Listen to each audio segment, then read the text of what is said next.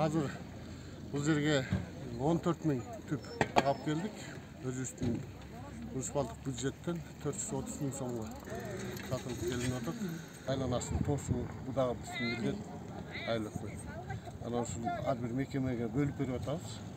Бул жерге табличка астылынет. Ушул жерге көп жумуш жасадык. Бул жер аң жер болчу.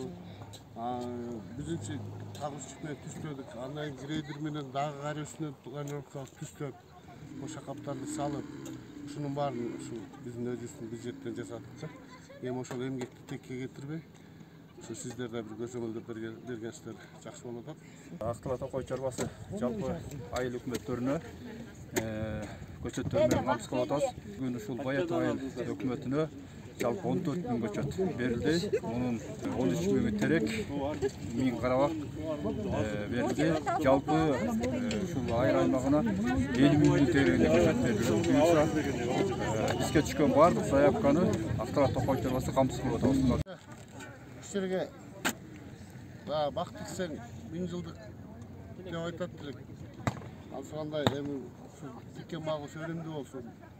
Ушул жерге көрүп берсин. Бул экологияга дагы бир жакшы таасирлүү болот атабыз да. Мекемелерге да чоң рахмат. Бардык мекемелер бүт чыгып өз жерине бекип берилди. Анан эми ушул өсүшүнө жол көрүшүбүз керек, тосушубуз керек, корушубуз керек дегендей.